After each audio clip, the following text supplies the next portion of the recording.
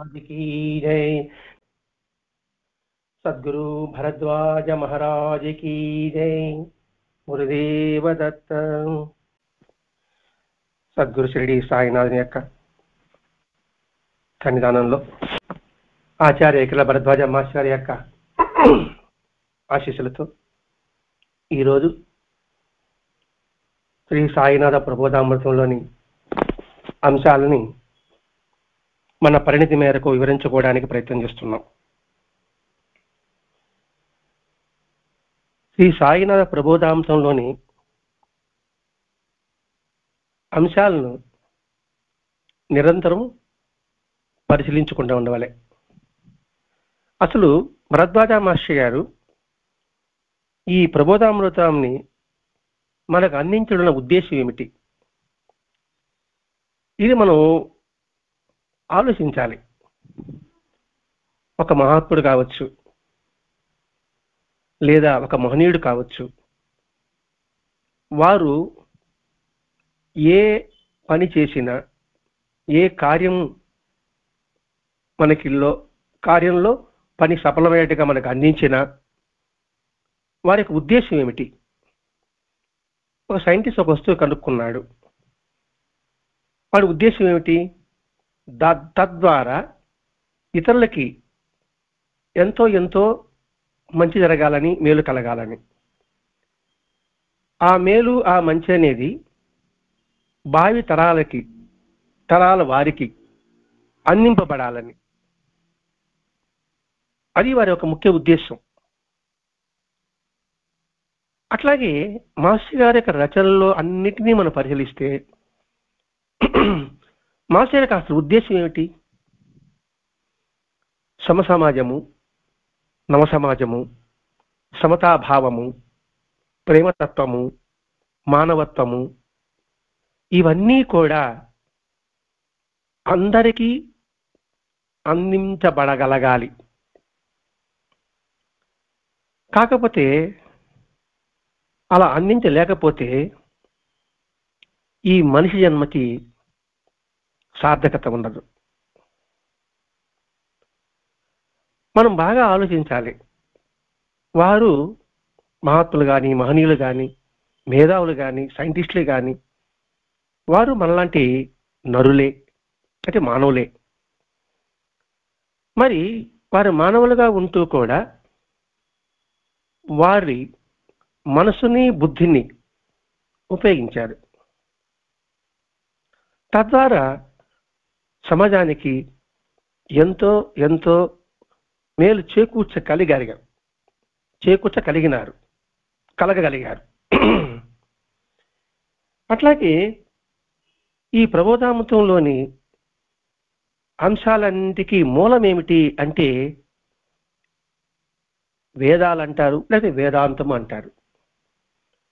వేదాలు, వేదాంతము, ఉపనిషత్తులు,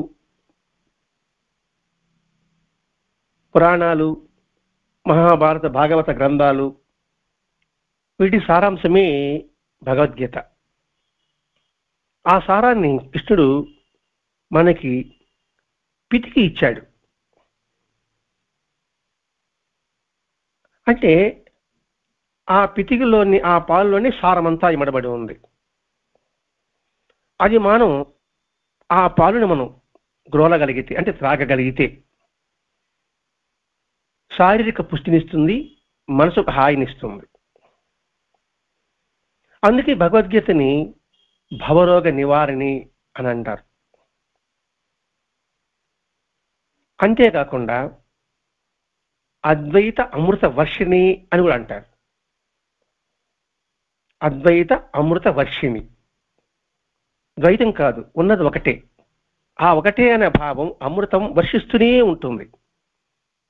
అది భగవద్గీతలోని అంతరార్థం. ఆ అంతరార్థం కూడా మనకు అర్థం చేసుకోలేకపోయినాం. ఆ అంతరార్థంలో ఉన్న పరమార్థాన్ని, భావాన్ని తనలో ఉనికిపుచ్చుకుని షిరిడి సాయినాథుడు అవతరణ జరిగింది. షిరిడి సాయినాథుడి అవతరణలోని ఆంతర్యం అందరూ బాగుపడాలి, అందరూని బాగుపరచాలి. తను బాగుపడితే ఇతరులు బాగుపరచగలరు. అందుకని సాయినాథుడు పదార్థంతో పిల్లవాడుగా షిరిడీలో ప్రకటమైనప్పుడు తనలో ఉన్న ఆ గురువు అనుగ్రహం యొక్క విశేషం చెప్పాడు.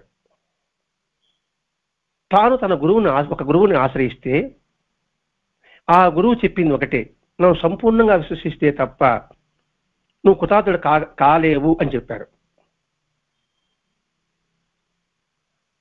ఇక్కడ సంపూర్ణ విశ్వాసం అంటే వ్యక్తి మీద కాదు, ఆ వ్యక్తిలో వచ్చిన వాక్కుల మీద. ఆ వ్యక్తి వాక్కులు ఎలా ఉంటుంది? శాస్త్రపరంగా ఉంటుంది. అది మనం గుర్తించగలగాలి. అది గుర్తించలేకపోతున్నాం కాబట్టి బాహ్యంగా సాయినాథుని పూజిస్తూ ఆంతరంగంగా మాత్రం మనలోని భావాలని, అది రాగం కావచ్చు, ద్వేషం కావచ్చు, దుఃఖం కావచ్చు, సంతోషం కావచ్చు, ఈ రెండిటి పట్ల వేరనే భావం కలుగుతుంది, లేదా ఈ రెండిట్లోనే బంధింపబడి ఉండగలుగుతున్నాం. అందులోంచి బయటపడాలి. ఇక్కడ బాబాని పూజించవలసింది బాహ్యం కన్నా ఆంతరంగికంగా. ఆంతరంగికంగా అంటే ఎలా పూజిస్తాం?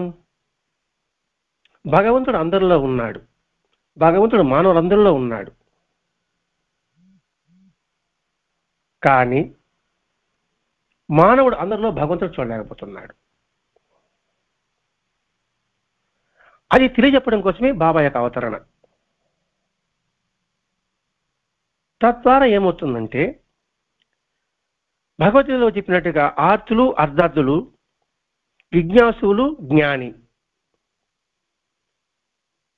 ఎప్పుడైతే అంతటా ఉన్న ఒకే చైతన్యము, పరమాత్మ తత్వము అని మనం గుర్తించగలిగితే భయం ఉండదు, ఆశ ఉండదు. ఆర్తులుగా ఉండము, అర్ధార్థులుగా ఉండము.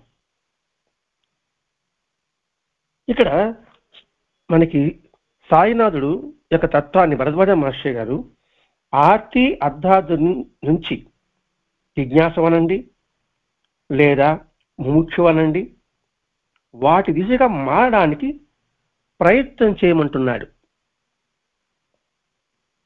అలా ప్రయత్నం చేయకపోతే ఆశ భయాలతోనే బతికేస్తాం. దీనికి అంతం ఉండదు.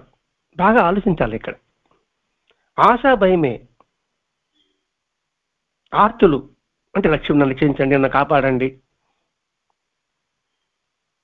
దేని నుంచి కాపాడాలి అని ఆలోచించాం. పుట్టినప్పటి నుంచి భయం భయం భయం భయం భయం భయం.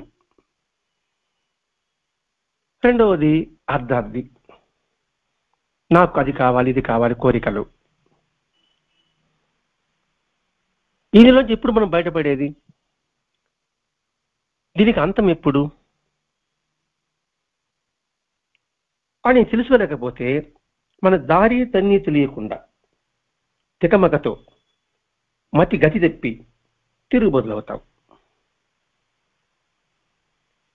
కాబట్టి తిరుగుబోతుగా బతకడమా, లేక తిరోగతి నుంచి పురోగతి వైపు పైన సాగించడమా,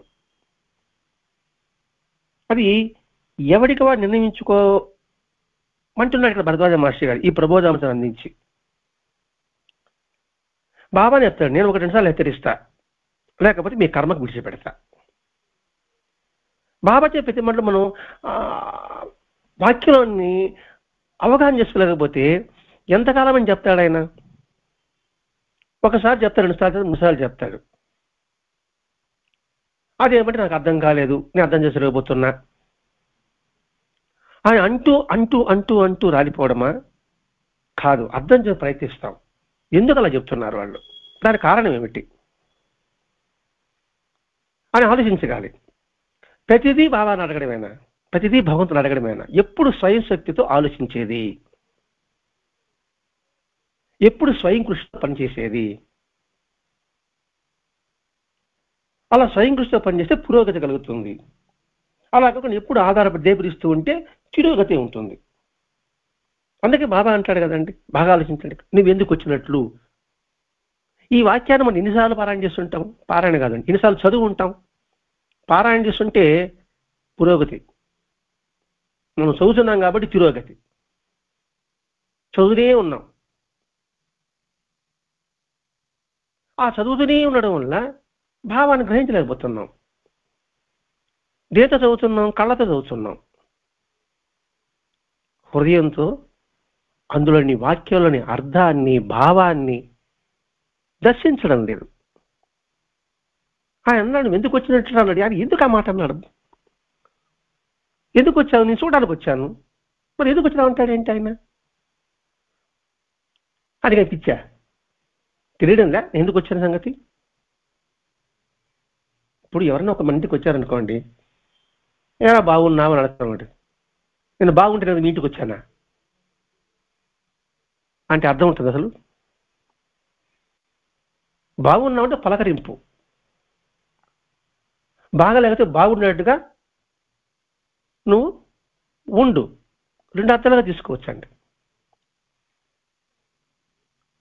నువ్వెందుకు వచ్చినట్లు అంటే ఆ మాటలోని అర్థాన్ని అవగాహన ఎంత మాత్రం మనం చేసుకుంటున్నాము,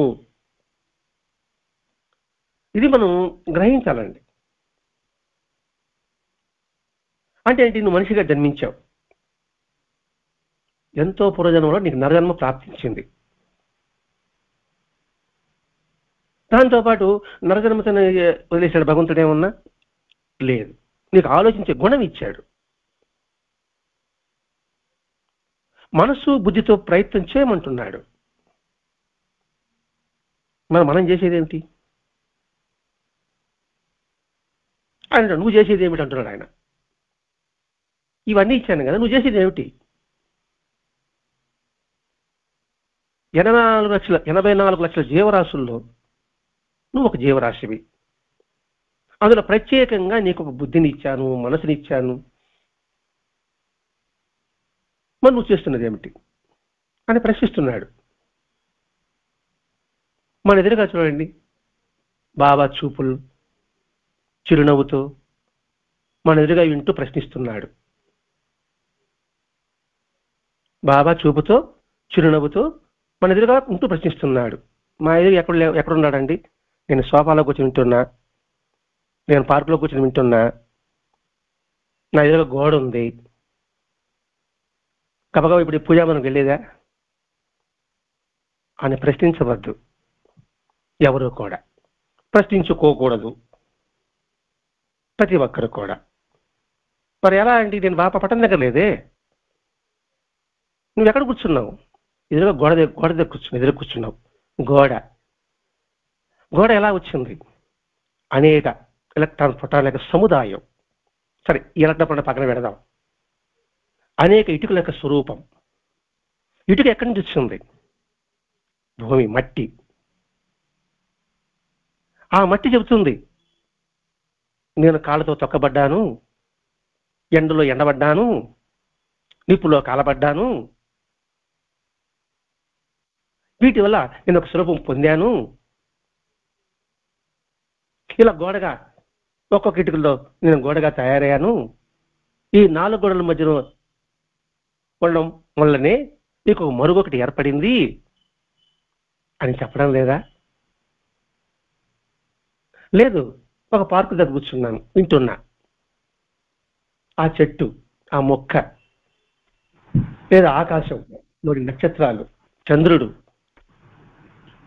అవి చెప్తున్నాయి నువ్వేం చేస్తున్నావురని. నువ్వు చేసేది ఏమిటి అన్నట్టున్నాయి. అందుకే ఇక్కడ బాబా అంటే 5 నెలల సీజన్ మాత్రమే అనుకుంటున్నామండి. ఇక్కడ బాబా చూపు, బాబా చిరునవ్వు, ఇక్కడ బాబా లేడండి, పటమే లేదు, హ్యాపీగా ఉన్నాం అని భావించవద్దు. ప్రకృతి భగవంతుడు, ఆ ప్రకృతి మనం ప్రశ్నిస్తుంది. అలా కాకుండా ఆయన ఒక్కసారి కూడా కన్నెత్తి చూడకుండా మేము ఆధ్యాత్మికతలో ఉన్నాము అనే భ్రాంతిలో పడుతున్నాం. ఆయన వైపు ఒక్కసారి కన్నెత్తి చూడండి. ఇక్కడ ఆయన అంటే బాబా యొక్క స్వరూపం కాదు, కృష్ణుడి యొక్క రూపం కాదు, రాముని యొక్క రూపం కాదు. ఇప్పుడు చెప్పిన గోడ చెప్పాం, ఆకాశం చెప్పాం, ఇటుకరాయి చెప్పాం, మొక్క చెప్పాం, మాను చెప్పాం, నక్షత్రాలు చెప్పాం, చంద్రుడు చెప్పాం. మన ఎదురుగా ఏది ఉంటే అది మనం ప్రశ్నిస్తుంది. అందుకే ప్రతిష్టాత్మకంగా మనం వివరించుకుంటున్నాం. ప్రకృతి అంతా కూడా తన ధర్మాన్ని తన నిర్వర్తిస్తుంది. ఒక్క మానవుడు మాత్రమే తన ధర్మాన్ని అతిక్రమిస్తున్నాడు. అందరూ అంతేనా? అందరని చెప్పడం లేదు. ఎవరైతే అతిక్రమిస్తున్నారో వారి సంగతి మనం మాట్లాడుకుంటున్నాం. ఆ అతిక్రమించే వాళ్ళు వీడున్నాడు. అప్పుడు అతిక్రమిస్తున్నాం, దాన్ని చూసిన కూడా మనం అతిక్రమించకూడదు, మన ధర్మాన్ని పాటించాలి. ఏమి ధర్మం? స్వధర్మం. నీకు భగవంతుడు ఏమి ఇచ్చాడో ఆ ధర్మం నువ్వు పాటించు. కాబట్టి ఆయన వైపు ఒక్కసారి కన్నెత్తి చూడండి అని చెప్పుకుందాం. మనసుతో మాట్లాడండి, బుద్ధితో యోచించండి. అప్పుడు అర్థమవుతుంది మనం ఎందుకు వచ్చామా అని. ఒక్క మాట చెప్పాడు, నువ్వు ఎందుకు వచ్చినట్లు అని. దానికి ఇంత వివరణ మనం మాస్టర్ గారు అందిస్తున్నాడండి ఇక్కడ. అందుకే నువ్వు ఎందుకు వచ్చినట్లు పిడకలు ఏరుకోవడానిక ఇంకొక పదం. దీని యొక్క అంతరార్థాన్ని మనం గ్రహించడానికి మనం ప్రయత్నం చేద్దాం. ఎంతో పూర్వజన్మ ఉంటే నరజన్మ, ఎంతో పూర్వజన్మ ఉంటేనే సద్గురువు తారచెల్లడం, ఎంతో పూర్వజన్మ ఉంటేనే సద్గురు యొక్క సేవ, ఎంతో పూర్వపుణ్యం ఉంటేనే సద్గురు యొక్క సాంగత్యం. ఇది మనం గుర్తించడం లేదు. ఏదో అనాయచితంగా మనలో ఏదో నైపుణ్యం ఉంది కాబట్టి, ప్రతిభ ఉంది కాబట్టి మనకి ఇటువంటి మహాత్ముడు దర్శనం లభించింది, ఆ మహాత్ముడితో మనం మాట్లాడగలుగుతున్నాము, ఆ మహాత్ముడి ఇంట్లో మనం ఉంటున్నాము, ఆ మహాత్ముడు మనకి అనేక వస్తువులు ఇస్తున్నాడు, మనలో ప్రత్యేకత ఉంది అనే భ్రాంతిలో నుంచి బయటపడి పూర్వజన్మ సుకృతం వల్లనే మనకి ఇవన్నీ ప్రాప్తించాయని గుర్తుంచుకుంటే వారి సాన్నిధ్యాన్ని మనం సద్వినియోగం చేసుకోగలం. లేకపోతే అతి చనువు వల్ల మనకు కాకపోతే ఈయన సాన్నిధ్యం లభించింది, ఈయన సన్నిహితం లభించింది, మనతోనే ఎక్కువతో మాట్లాడుతున్నాడు, మనకి అన్ని వస్తువులు ఇస్తున్నాడు, మన ఇంటికే వస్తున్నాడు అని భ్రాంతిలో పడి పుణ్యం చేయకుండా ఆ పుణ్యాన్ని ఖర్చు పెట్టుకుంటున్నాం. ఇది మనం బాగా అందుకే గుర్తించాలి, ఎరుక కలిగి ఉండాలి. ఆ ఎరుక ఎలా వస్తుంది? ప్రజెంట్లో ఉంటేనే వస్తుంది అని మాస్టర్ గారు కొట్టుకుంటున్నారు, తల కొట్టుకుంటున్నారు. లివ్ ఇన్ ప్రజెంట్ అని. మరి ఆ సద్గురు తారసిల్లిన తర్వాత అది సఫలం అవ్వాలంటే మొట్టమొదట ఆయన యొక్క ప్రాశస్త్యాన్ని గురించి తెలుసుకోవాలి. ఆయన ఎవరు? ఆయన మహాత్ముడు అంటున్నారు. మహాత్ముల లక్షణాలు ఏంటి? ఆయన లక్షణాలు ఉందా? ఒకటి మహాత్ముల లక్షణం చెప్పుకుంటున్నాం, సర్వజ్ఞుడు, సర్వవ్యాపకుడు, సర్వసమర్థుడు. ఈ మూడు ఉంటే వాళ్ళు మహాత్ములు. వీరు మూడు ఉంటేనే సద్గురువులు. మొట్టమొదటి ఫౌండేషన్ అండి. లేకపోతే మనం బోల్తా పడిపోతాం. అదే ఈ మూడు గుర్తించు, తగు రీతిని సేవించు, ఆశ్రయించు, అనుసరించు. ఈ 4 కావాలి. ఏదైనా ఒకటి అంటే ఒక మహాత్మ విషయమే కాదు. ఒక వస్తువు మనం కొనదలుచుకున్నాం, అది ఎల్ఈడి టీవీ కావచ్చు, ఒక స్మార్ట్ ఫోన్ కావచ్చు, బీరువా అంతటి సైజు ఉన్న ఫ్రిడ్జ్ కావచ్చు. ముందు క్యాటలాగ్ చూస్తాం, ఏమిటి దీనిలో స్పెషాలిటీ, గుర్తించకుండా కొనం. వచ్చిన తర్వాత సౌకర్యతని సేవించి దాని తగ్గ పైకం ఇవ్వడం, ఆ తర్వాత అనుసరించడం క్యాటలాగ్ ఇస్తాడు ఎట్లా ఆపరేషన్ చేయాలని. దాన్ని పెట్టుకొని మనం దాన్ని ఉపయోగించుకోవాలి. అంటే ఇక్కడ సద్గురు యొక్క మహిమను గుర్తించడం, ఆయన పట్ల గురుభావాన్ని పొందగలిగి ఉండడం. గురుభావం అంటే గు అంటే అజ్ఞానము, రు అంటే పారదులేవాడు. ఈయన అజ్ఞాన పారదులేవాడు అనే భావాన్ని మనం పొందగలగాలి. అలా కాకుండా ఏంటబ్బా ఇది ఒక నస, అది చెప్పు ఇది చెప్పు అంటాడు, ఇదే బాకంటే ఇదే బాకంటా ఉంటాడు, ఎంతసేపు ధర్మంగా ఉండు, నీతిగా ఉండు అంటే ఉంటాడు అని విసుక్కుంటూ సేవించడం కాదు, ఆశ్రయించడం కాదు, అనుసరించడం కాదు. మరి ఈ గురుభావాన్ని బలపడాలంటే మొట్టమొదట ఇందుకు సరి అయిన శాస్త్ర జ్ఞానం కావాలి, వివేకం కావాలి. శాస్త్ర జ్ఞానము, శాస్త్రము అంటే శాసించేది, అంటే రాతి మీద గీత లాంటిది, దానికి తిరుగు ఉండదు. ఈ శాస్త్ర జ్ఞానమే మనకు వేదాంతం అంటారు, వేదాలు అంటారు, ఉపనిషత్తులు అంటారు, భగవద్గీత అంటారు. మరి వాటి సారాన్ని మనం గ్రహించాలి, ఆ జ్ఞానాన్ని మనం పొందగలగాలి. నాకు ఆ జ్ఞానం లేదు, నేను ఆ పుస్తకాలు చదవలేను కూడా, ఏమి ఇబ్బంది లేదు. ఆ శాస్త్ర జ్ఞానాన్ని అనుభూతి పొంది అనుభవాలు ఇస్తున్న సద్గురువులు ఉన్నారు, వారిని ఆశ్రయించు. ఇది వివేకం. అంతేగాని తప్పించుకోవడం కాదు. అంటే శాస్త్రాల్లో ఏం చెప్పారు, మాట విన్నాం, భగవంతుడు ఇలా ఉంటాడండి, నామరూపరహితుడు, కాబట్టి నామరూపరహితుడు ఎవడైతే తెలుసుకోవడమే వివేకం. అలా గుడ్డిగా వెళ్ళిపోతే ఎట్లా? అవి లేకపోతే ఏది, శాస్త్రజ్ఞానము లేకుండా, వివేకము లేకుండా, ఆలోచన తత్వము లేకుండా, బుద్ధితో యోచించకుండా సద్గురు సన్నిధి లభించిన ఎందరు ఎలా దాన్ని నిష్ప్రయోజనం చేసుకుంటారో మనకి బాబా సన్నిధిలో స్పష్టంగా గమనించాం, సాయి సన్నిధిలో స్పష్టంగా మనకు అర్థమవుతుంది. సాయి సన్నిధి ఏముంది, అక్కడ కూడా మారి చరిత్రలో లేదా, మిల్లారప్ప చరిత్రలో లేదా, వెంకటేశ్వర చరిత్రలో లేదా, శివటమ్మ చరిత్రలో లేదా, అందరి మాత్రం చరిత్రలో ఉందండి. అటువంటి సద్గురు సన్నిధి లభించినా కూడా దాన్ని నిష్ప్రయోజనం చేసుకుంటాం మనం. అంటే ఇప్పుడు చెప్పుకున్నాం, ఎంతో ప్రయోజనం ఉంటే తప్ప నా జన్మ రాదు, సద్గురు తారచెల్లడు, సద్గురు సేవ దొరకదు, సద్గురు సన్నిహితం కలకాలం ఉండదు. అంటే ఇవన్నీ మనకి పూర్వపున వల్ల మనకి లభించుండదు. ఇప్పుడు నర్జన్మ వచ్చింది, సద్గురు తారచెల్లాడు షిరిడి సాయినాథుడు.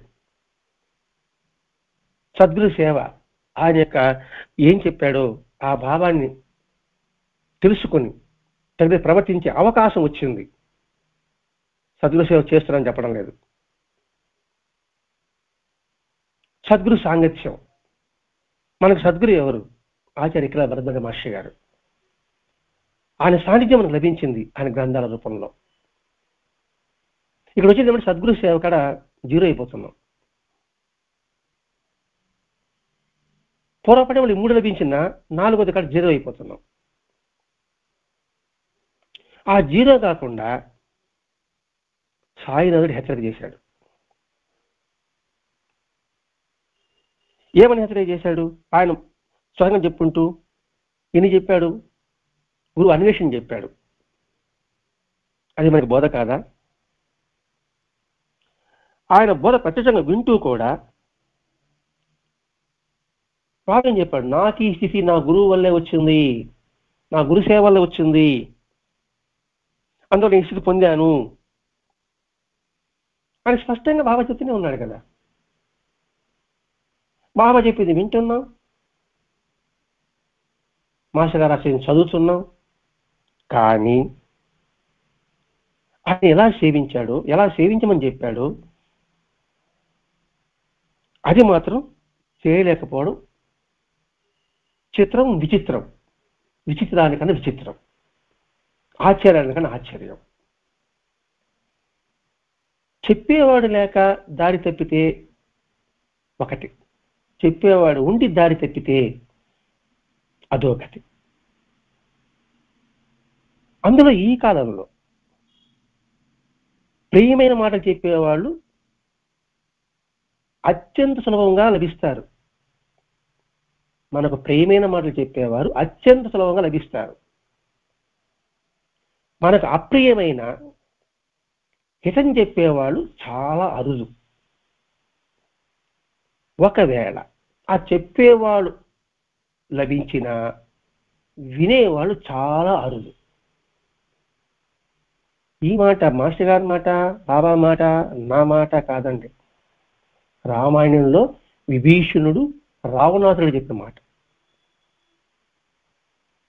రావణాసురుడు చెప్పిన మాటే, విభీషణుడు చెప్పిన మాటే. అందుకే మాస్టర్ గారు అంటారు అన్ని గ్రంథాలు చదవండి లేదా వినండి. మరి చదవాలన్నా చదవాలన్నా మన గ్రంథాలు లేవు, వినండి. అందుకే సత్సంగం చెప్పాడు మాస్టర్ గారు.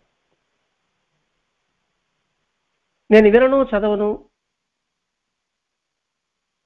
మనసు నా ఆనందంగా ఉండాలంటే ఎలా సాధ్యపడుతుంది? తృప్తిగా ఉండాలంటే ఎలా సాధ్యపడుతుంది? శాంతంగా ఉండాలి ఎలా సాధ్యపడుతుంది? కాబట్టి బాబా యొక్క మౌఢ్యం చూశాం. మరి ఆయనలా ఎవరు సేవించలేకపోవడమే చిత్రం. ఇప్పుడు మనం మాస్టర్ గారిని చూసాం, మాస్టర్ గారి జీవిత విధానం చూసాం. సమ్మేళనంలో దాదాపు అనేక మంది మన గురుబంధువులంతా కూడా అమృత వాక్కులు మనకు అందించారు. మరి ఆ అందించిన అమృత వాక్కులు మనం ప్రతిరోజు ఒక్కొక్కటి వినగలగాలి. అందుకే అమృత వాక్కులు అన్నాం. అది ఆ వాక్యకి మొత్తం ఉండదు. ఎందుకంటే మాస్టర్ గారు భావాలను చూసినవే ఈ సమ్మేళన యొక్క ప్రయోగం. ఏమింటాలండి, ఇది మనకు తెలిసిన అని చెప్పాడు కదా, దీని ఒకటి తింటే సరిపోతుంది, మిగతా అంతా మనకు బోరు అని పక్కన పెట్టేస్తున్నాం. పెట్టకూడదు కూడా. మనకి ఇష్టమైన వారి వినడం, మనకి తెలియని వాడి గురించి, ఇష్టం లేని వాడి గురించి అదా అని చెప్పాడండి పెద్ద సోది అని అంటున్నాం కూడా. వినదగు ఎవరు చెప్పినా అని చెప్పాడు. ఎవరు చెప్పిన వినాలి, చిన్నపిల్లవాడు చెప్పిన వినాలన్నాడు. మరి ఆ సూత్రం మనం పట్టించుకోకపోతే ఎలా? ఇవన్నీ ఎందుకండి? ఎందుకు వచ్చినట్లు ప్రశ్నించాడు సాయనది. ఇక్కడ ఎందుకు వచ్చానంటే నేను ఇంతగా ఆలోచించడానికి వచ్చానండి అని ధైర్యంగా చెప్పగలగాలి, ఆత్మవిశ్వాసం చెప్పగలగాలి. మాస్టర్ గారు ఎంత దృఢ విశ్వాసం చెప్పారు. నేను చెప్పినట్టు మీరు చేయగలిగితే 3 నెలల్లో మీరు ముక్తి పొందుతారు. అలా ముక్తి పొందకపోతే నేను మీ దారిలోకి వస్తాను అన్నాడు. మరి ఎంత ఛాలెంజ్ చెప్పారు మాస్టర్ గారు, ఎంత ఆత్మవిశ్వాసం చెప్పారు. మనం చదువుతున్నాం మాస్టర్ గారు గొప్పవాడు, మాస్టర్ గారు గొప్పవాడు, మాస్టర్ గారు గొప్పవాడు అన్ని వల్లి వేస్తుంటే ఉపయోగం అవుతుందా? నాకు రోగం వచ్చింది, తన మందు మింగాలి, ఆ మందు బాగుంది అనుకుంటే నా రోగం ఎలా తగ్గుతుంది? అంటే మనం ఎందుకోసం వచ్చాము? ఇప్పుడు సత్సంగం వినడానికి వచ్చాం, లేదా పారాయణ వచ్చాం. మరి ఆ పారాయణ గ్రహించాలి, సత్సంగం విషయాన్ని గ్రహించడానికి ప్రయత్నం చేయాలి. లేకపోతే ఎందుకు 1.5 గంట టైం వృధా కదా? 2కి చెరువు రావడానికి కావాలి, హ్యాపీకి ఇది వదిలేస్తే అనుకోండి, ఆనందంగా గడపచ్చు. అటు ఆనందంగా పిచ్చాబడి కబుర్లు లేక, వీళ్ళు చెప్పింది శ్రద్ధగా గ్రహించలేక ఏం ఉపయోగం ఉంటుంది? అది ప్రశ్న. ఎందుకు వచ్చినావు? వినడానికి వచ్చావా?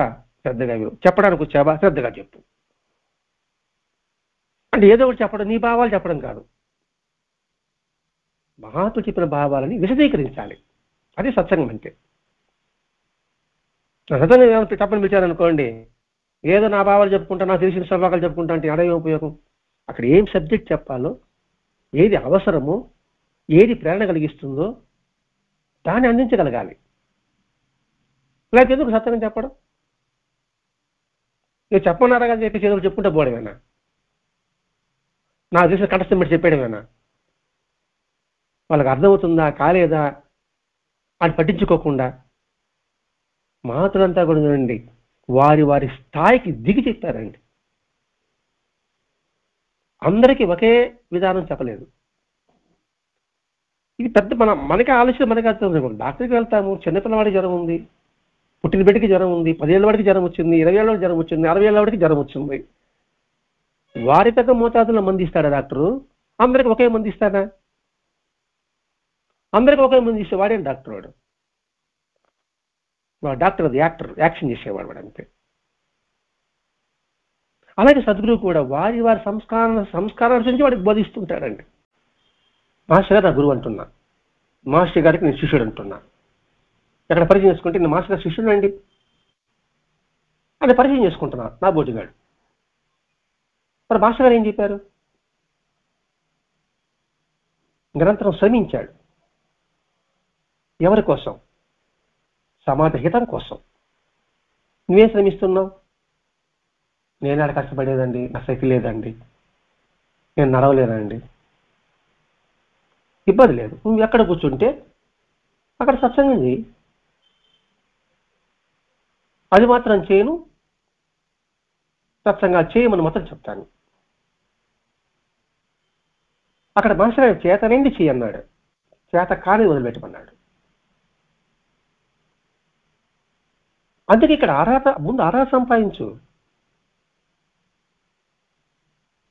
ఆ అర్హత లేకుండా నేను భక్తుడు, నేను శిష్యుడు చెప్పుకోవడం ఎంత వెరితనం అండి అసలు.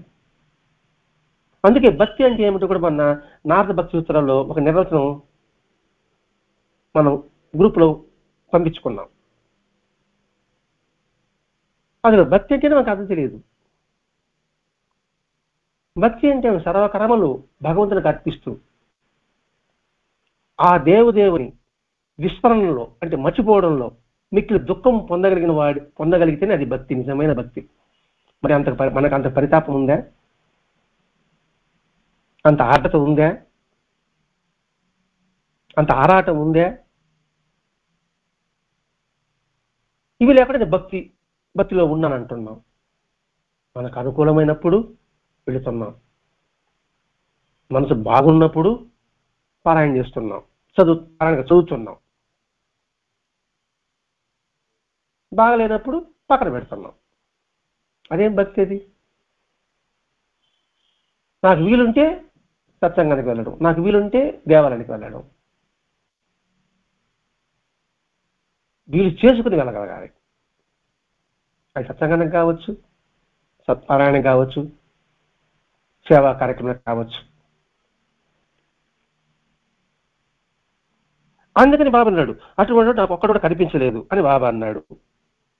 మాస్టర్ గారు చెప్పాడు, నేను భాష వండి పెట్టాను, ఆయన జురుకుంటారా, చేతనైన వాడు జురుకుంటున్నాడు ఆయన కూడా.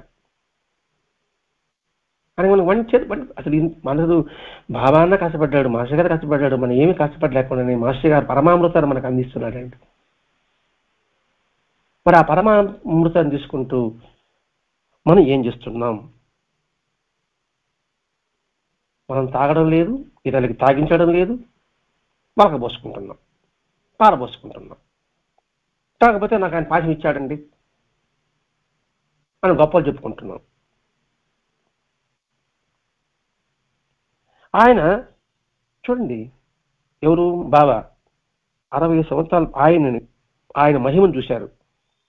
60 సంవత్సరాలు దాదాపు చూశారు షిరిడీలో. మరి ఆయన సేవించినట్టుగా ఎందుకు సేవించలేకపోయారు? ఇది బాబా ఉన్నప్పుడు సంగతి మాట్లాడుకుంటున్నాం. బాబా ఉన్నప్పుడు 60 సంవత్సరాలు ప్రత్యక్షంగా ఎన్ని మహిమలు చూశారు బాబా దగ్గర. ఆయన చూస్తూ కూడా మరి ఆయనలాగా ఎందుకు వ్యవహరించలేకపోయారు? ఇక్కడ ఆయనలాగా అంటే ఆయన వ్యాపార గడపని కాదండి. ఇక్కడ ఆయన చెప్పిన జీవన విధానాన్ని అనుసరించడం. నానాసాహెబ్ చంద్రకర్ చూద్దాం, దాసగం చూద్దాం, శ్యామ చూద్దాం, చివరికి ఎంతో గొప్ప సాధనాపరుడైన మహాసభ చూద్దాం. అందుకే మాస్టర్ గారు రాస్తారండి, ఏమారిన భక్తులు అని ఒకటని చెప్పాల. ఎవడికి ఏమారుతాడో అంటే ఏమారడం అంటే ఏంటి? పాస్ట్లోకి ఫ్యూచర్లోకి వెళ్ళినోడని అర్థం. ప్రజెంట్లో ఉంటే ఏమారం, ఏమారిన భక్తులు వారి సన్నిధిలో కూడా ఎటువంటి ప్రలోభాలకి లోనై భ్రష్టులైనారో వాటిని గుర్తించి వాటికి దూరముగా ఉందముగాక. ఈ ఒక్క వాక్యం మనం గుర్తుపెట్టుకుంటే మన జీవితంలో మనం ధన్యత పొందగలం. ఇలా ఒక్కొక్క వాక్యాన్ని మనం పరిశీలించుకుంటూ రావాలండి. అందుకే ఇది సాయినాథ ప్రబోధామృతమైంది. ప్రబోధం తట్టి లేపుతున్నాడు, తట్టి లేపి అమృతాన్ని అందిస్తున్నాడు. మరి మన బాబాని చూడలే, మాస్టర్ అర్జునులు కొంతమంది ఉన్నారు, కొంతమంది చూడలే. మరి మనం ఎంత జాగ్రత్తగా ఇప్పుడు ఉండాలి, ఎంత జాగరూకతతో మనం గుర్తించి లక్ష్యాన్ని సాధించగలమో మనం గుర్తించాలి. ఏమిటి మన లక్ష్యం? తృప్తి, శాంతి, ఆనందం, పరమానందం, బ్రహ్మానందం.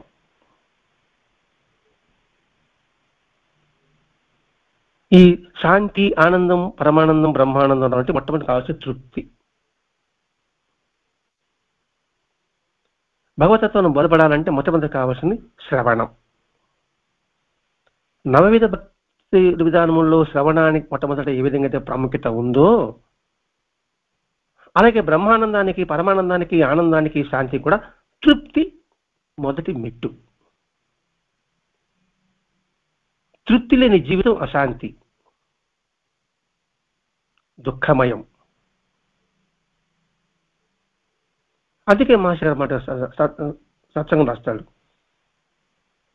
ఉన్నదాని సంతృప్తి, లేని దాని కోసం తపన. లేని దానికోసమే తపన, ఉండే దానికోసం తపన కాదు. పోనీ ఇది మాస్టర్ గారు రాశారా, మాస్టర్ గారు చెప్పారా? మాస్టర్ గారు కాదండి. మాస్టర్ గారు ఏం చెప్పినా కూడా దానికి ప్రమాణాలు ఉంటాయి. ప్రమాణం లేని మాస్టర్ గారు ఏది చెప్పరు, బాబాని చెప్పడు. ఈ తృప్తి గురించి అన్నమయ్య చెప్తాడండి. అన్నమయ్య గారి గీతాలు కనమంటే, ఆ సంకీర్తన కనమంటే అన్నమయ్య సంగీతం చెప్తాడు. ఆయన చెప్పిన కీర్తనలో నుండి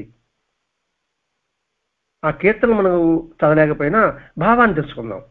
అప్పు చేయకుండా ఉన్న దాంట్లోనే సర్దుకుపోవాలని, తప్పుడు మార్గంలో నడవకుండా ధర్మ మార్గంలో సంపాదించి, ఇది ఎంత తక్కువైనా, తప్పు మార్గంలో నడవకుండా ధర్మ మార్గంలో సంపాదించింది ఎంత తక్కువైనా దానితోనే సంతృప్తి పడుతూ సంసారం సుఖమయం చేసుకోవాలని సూచించాడు.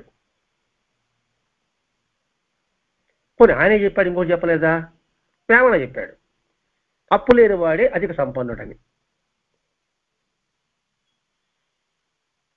ఇక్కడ బాబా ఇది విధానము, బాబా సాంప్రదాయం మాట్లాడటం కొత్త విధానం ఏం కాదండి. ఇవి ఉంటే తృప్తి ఉంటుంది, శాంతి ఉంటుంది. శాంతి ఉంటే ఆనందం, పరమానందం, బ్రహ్మానందం. శాంతము లేక సౌఖ్యము లేదు అని త్యాగే చెప్పలేదా? ఇట్లా అన్నమయ్య పద కవితా పితామహుడైన ఆయనే ప్రస్ఫుటం చేశాడు. అందుకే అండి, చితి అనేది నిర్జీవమైన మనిషిని, అంటే చనిపోయిన మనిషిని దహనం చేస్తుంది. కానీ ఈ అసంతృప్తి అంటే చింత సజీవంగా ఉన్న మనిషినే దహించి వేస్తుంది. కాబట్టి మనం ఏం చేయాలి? ప్రత్యక్షంగా మన బాబాని సన్నిధంగా సేవించిన వాళ్ళే ఏమారినప్పుడు ప్రత్యక్షంగా మన బాబాని చూడలే, మాస్టర్ గారిని చూడలే, ఇంకెంత మెలకువగా ఉండాలి. అలా మెలకువ ఉండడం కోసమే భరద్వాజ మాస్టర్ గారు మనకు ఉదయ ప్రార్థన ఇచ్చాడు. ఉదయ ప్రార్థన ఇచ్చాడంతే. ఇప్పుడు చెప్పుకున్నాం, భక్తికి ఏ కరమైన భగవంతునికి అర్పిస్తూ, అది భక్తిలో ఒక పార్ట్ అన్నాడు. ఇది ఉదయ ప్రార్థన లేదా? నీ చేయు కార్యములన్నీ నీ సేవలగుగాక. అందుకని మాస ఉదయ ప్రార్థన రోజుకి ఒక్కసారి దాన్ని 4 పేజీలు చదవండి అని చెప్పడం. నేను గడాడ కంఠసభ చెప్పేస్తా, చదివేశారు. అది భావం, ఒక్కొక్క భావాన్ని మనసు నిలుపుకోగలగాలి. ఎప్పుడు అది చదివామో అప్పటి నుంచి చివరి కన్ను నిద్రపోయేంత వరకు ఆ భావం నిలుపుకోగలగాలి. అలా తెలుసుకుంటే ప్రయోజనం. తెలుసుకోలేకపోతే నిష్ప్రయోజనం. అప్పుడే మనం గురువుని తెలుసుకోగలిగామని అర్థం. ఏ గురువుని? సద్గురువుని, సరైన సద్గురువుని. అది కూడా అసలు గురువు అంటేనే మనకు అర్థం తెలియకపోయా. 4 మంచి వాక్యాలు, హితవాక్యాలు, భాషాజాలంతో పదజాలంతో గుబాలించే మాట చెప్తే ఆయన గురువు ఆయన బోర్డు వేసేస్తున్నాం మన మనసులో, బాహ్యంగా ఆ చెప్పేవాడిలో. ఇక్కడ భాష బాబా చెప్పేది, నువ్వు తెలుసుకోలేకపోతే ఏమవుతావు? బాబా దగ్గర బాబా నా సేవ ఫలించినట్టు గుర్తు ఏంటి? కాళ్ళు విసురుతా కూర్చుంటాడు. గుర్తు ఏంటి అబ్బా? వేరా నువ్వు కాళ్ళు విసురావు, నువ్వే నీ గురిసేవ ఫలించింది అని చెప్తాడు అనుకున్నాడు వాడు, నా బోటుగాడు వాడు. ఆ ఉత్తేవాడు నా బోటుగాడు ఉంటాడు వాడు. వెంటనే బాబా ఏం మాట్లాడ, ఆ చెట్టుని చూపించాడు, మామిడి పోతాను. బ్రహ్మాండంగా పోతుంది, మరి పోతంత పండ్లు అయితే ఎంత బాగుంటుంది అన్నాడు. ఆ పోతంత గాలికి, వానికి, గాలి దెబ్బలకి, వాటికి ఆటుబొడ్లకి ఎన్ని వస్తాయి? మనం కూడా మామిడి పళ్ళు కొడతాము, అన్ని పోతాలు వెళ్ళిపోతాం. కొన్ని గట్టిగా పట్టుకుని ఉంటాయి, రాళ్ళ దెబ్బలకు సహించి ఉంటాయి గట్టిగా. కానీ తెలుసుకోలేకపోతే మనం కూడా రాలిపోతాం. మరి గురువుని తెలుసుకుని జీవితం ఎలా ఉంటుంది? పిడకల వేట మాత్రమే. పిడకలు ఎందుకు ఎదుర్కొంటాం? ఈ దేహాన్ని దహించడం కోసంగా, కాల్చుకోవడం కోసంగా. అందుకే మనం వచ్చింది. అందుకని మన నరజన్మ మనం పొందింది, ఈ నరజన్మ పొందింది అందుకోసమా? కాల్చుకోవడం కోసమా? జీవితానికి ఒక లక్ష్యము, గమ్యం లేని వారందరూ చేసే లౌకిక క్రియలన్నీ కూడా ఈ శరీరాన్ని పెంచి, పోషించి, పెద్ద చేసి, ముసలితనం వచ్చిన తర్వాత అంతదాకా పోషించి, చనిపోయిన తర్వాత దహనాలు చేయడానిక? ఈ మధ్య సంతానం ఎందుకు? ఆ బిడ్డలు మనం తల కురువు పెట్టేవాళ్ళు కావాలి కాబట్టి అందుకు సంతానాన్ని కనడం. ఇదేనా ధ్యేయం ఆ నరజన్మకి, మానవ జన్మకి? అలా అయితే ఏమవుతుంది? మళ్ళా జన్మిస్తూ ప్రతి జన్మల్లో కూడా పుట్టడం, పెరగడం, వృద్ధి చెందడం, క్షీణించడం, నశించడం. ఇదేనా? దీనికి పరమార్థం చేకూర్చుకోవాల్సిన అవసరం మనకు ఉందా లేదా? ఎందుకు ఇది ప్రశ్న వస్తుందంటే, పూర్వజన్మ సుకృతంతో ఈ మానవ జన్మ లభించింది కాబట్టి దీన్ని కాపాడుకోవాలి, దీన్ని సాధన చేసుకోవాలి, దీనికి పరమార్థాన్ని చేకూర్చుకోగలగాలి. లేకపోతే సాధనకి అంటే మనం పురోగతికి అడ్డు వచ్చేవన్నీ కూడా తొలగించుకుంటూ పోగలగాలి. లేకపోతే మన కాళ్ళకి మనమే అడ్డుపడుతూ పరిగెత్తలేక, గెంతలేక, నడవలేక, మనలో ఉన్న రాగద్వేషాలే దానికి అడ్డుపడుతూ తిరిగి అక్కడే కూలబడుతూ ఆ మట్టిలోకి కలిసిపోతూ తిరిగి మళ్ళా జన్మిస్తూ ఉండడమేనా జీవితానికి, ఈ మానవ జీవితానికి సార్థకత? ఎందుకు నిరాశ ఉంటాడు? ఎందుకు వచ్చినట్లు ప్రశ్నించాడండి. ఆ ప్రశ్నకి మన సమాధానం మనం చెప్పుకోవాలి. బాబా చూస్తున్నాడు ఎదురుగా, చిరునవ్వు చిందిస్తున్నాడు. బాబా అంటే దేహం కాదు, మళ్ళా చెప్పుకుంటున్నాం. అణువునందు ఆయనే ఉన్నాడు. ఎందుకంటే బాబా చెప్పాడు, నువ్వు చూసేదంతా కలిసి నేను అన్నాడు. నువ్వు చూసేదంతా కలిసి నేను, నువ్వేం చూస్తా అన్నీ నేనే. ఈ మానవ జన్మ వైకల్యం లేని దేహం, వైకల్యం లేని దేహం ఈ మానవ జన్మ. ఏం ఉంటుంది మనకి? మన వరకు పరిశీలించుకుందామండి. ఏమి అంగవైకల్యం ఉంది? అంగవైకల్యం ఉంది. మనకి ఏం అంగవైకల్యం అంటే మానసిక అంగవైకల్యం ఉంది. ఆ మానసిక అంగవైకల్యాన్ని సర్దిద్దుకోవాలి. ఆ మానసిక అంగవైకల్యం తొలగించుకోవడానికే దీక్షిత్ బాబా దగ్గరకు వచ్చాడు. బాహ్యమైన అంగవైకల్యం నాకు వద్దు స్వామి, ఇది ఉంటే ఉండిపోని అని. మనకి మానసిక అంగవైకల్యానికి తొలగించుకోవడానికి సరైన మార్గాన్ని నిర్దేశించాడు. దిశా నిర్దేశం మనకి మాస్టర్ గారు ఇచ్చాడు. కాబట్టి మనకి వైకల్యం లేని దేహం ఉంది, సద్గురు సాంగత్యం ఉంది. సద్గురు యొక్క సాంగత్యం అంటే ఏమిటి? సద్గురుతో సహచరిగా ఉండడం. మరి సద్గురు అంటే ఎవరు? దేహంతో ఉన్నవాడా, నామంతో ఉన్నవాడా, రూపంతో ఉన్నవాడా? ఆ దేహం యొక్క రూపము, నామం అన్నీ కూడా గ్రంథ రూపంలో ఉంది. అందుకే మాసిన పారాయణ, దాంతో సాంగత్యం చేయి. అలా సాంగత్యం చేసుకోవడానికి మనకి అవకాశం లభించింది. అలా అవకాశం లభించినా కూడా మనం ఆలోచించడం లేదు. ఈ జననం జీవనం యొక్క నిజమైన లక్ష్యం ఏమిటి? మరణ రాహిత్యము, జన్మ రాహిత్యము. అందుకని భగవంతుడు మనకి మానవజన్మ ఇచ్చాడు, మనసు ఇచ్చాడు, బుద్ధి ఇచ్చాడు, అనేక సద్గంధాలు ఇచ్చాడు, అనేక మహాత్ముని అవధూతల్ని మనకి దర్శనమిప్పించాడు. మనం అంతో కొంత మహాత్ముని దర్శించున్నాం, అవధూతల్ని దర్శించున్నాం. మరి ఆ మహాత్ముని అవధూతల్ని మనం ఎంతమేర సద్వినియోగం చేసుకున్నాం? కాబట్టి ఇన్ని లభించినప్పటికీ కూడా ఈ జన్మరాహిత్యాన్ని పొందడానికి ప్రయత్నం చేయకపోతే వాడు ఆత్మహంతకుడు, బ్రహ్మపాతకుడు అని శాస్త్రం చెప్పింది. శాస్త్రం మీద మనకి తెలియదు, గురు చిత్రంలో ఉంది. అత్యంత పుణ్యప్రదమైన మానవులను లభించి కూడా పరబ్రహ్మతాన్ని తెలుసుకోలేకపోతే, అంటే భగవంతు తెలుసుకోలేకపోతే వాడు నిజమైన ఆత్మవంచకుడు, బ్రహ్మఘాతకుడు అని గురుచేతిలో మనం అందరం చదివి ఉన్నాం. ఆ భావాన్ని బాబా చెప్పాడు. కొత్త భావం మేము బాబాయ్ చెప్పలేదండి, కొత్త విధానం ఏం బాబా మనకి చెప్పలే, కొత్త పద్ధతులు ఏం కూడా కాదు. కాబట్టి గురువును తెలుసుకుని సేవించని జన్మ, తెలుసుకోవడం గొప్ప.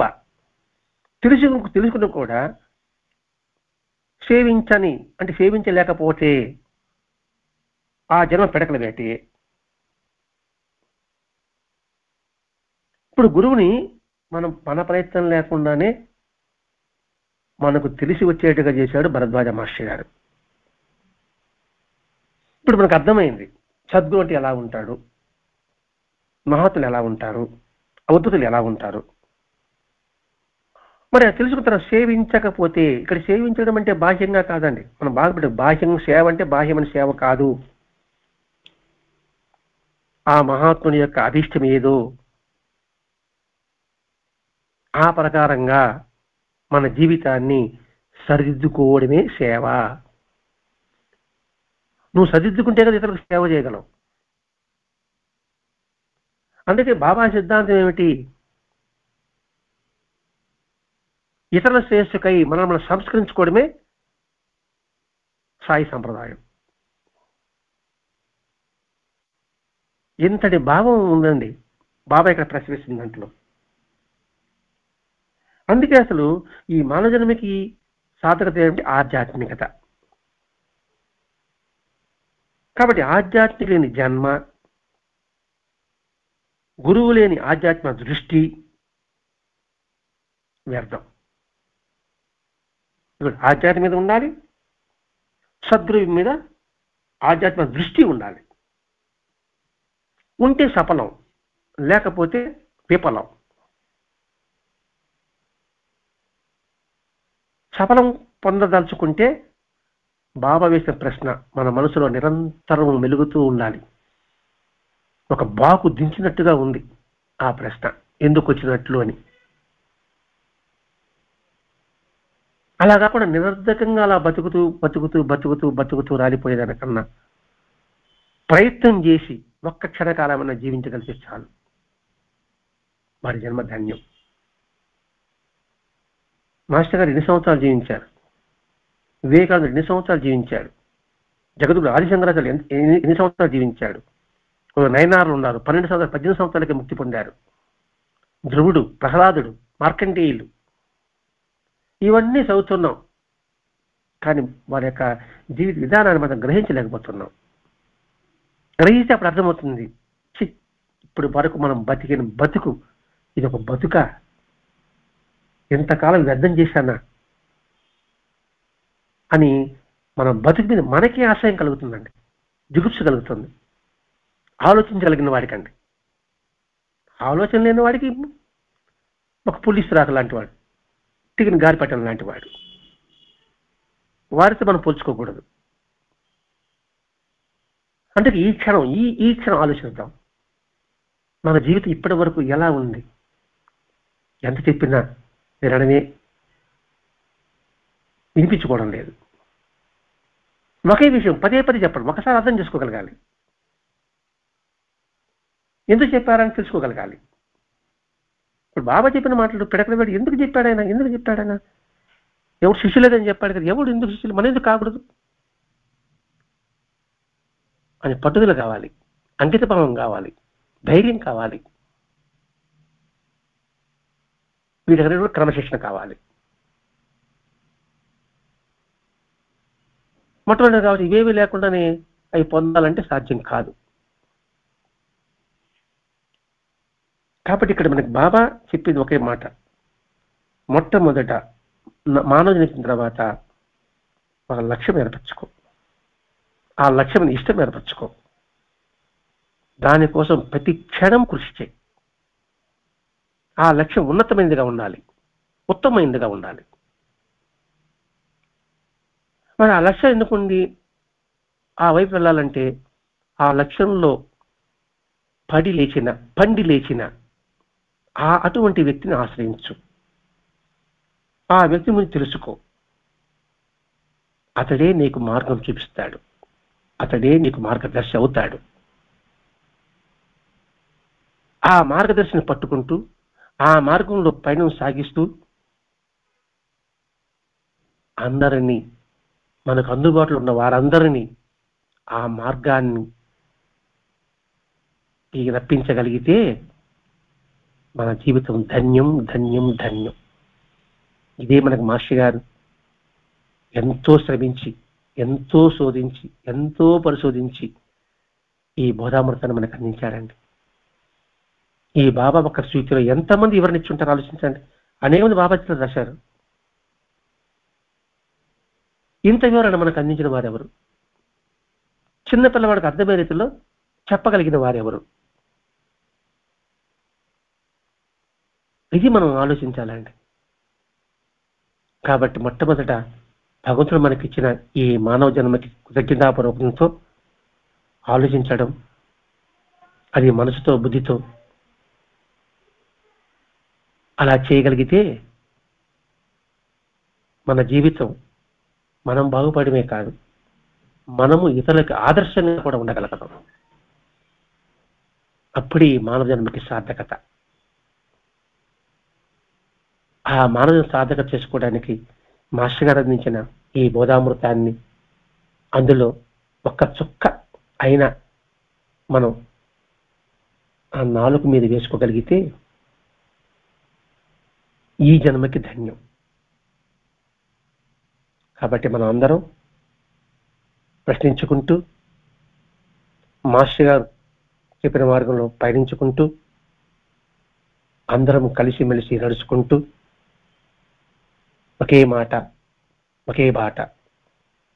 ఆ ఒకే మాట సాయి మాట, ఒకే బాట మాస్టర్ గారి యొక్క బాట. అందులో మనం అందరం ప్రయాణం సాగిద్దాం. స్వస్తి. శ్రీ సచ్చిదానంద సద్గురు సాయినాథ్ మహారాజ్ కీ జై. సద్గురు భరద్వాజ్ మహారాజ్ కీ జై. గురుదేవ దత్త.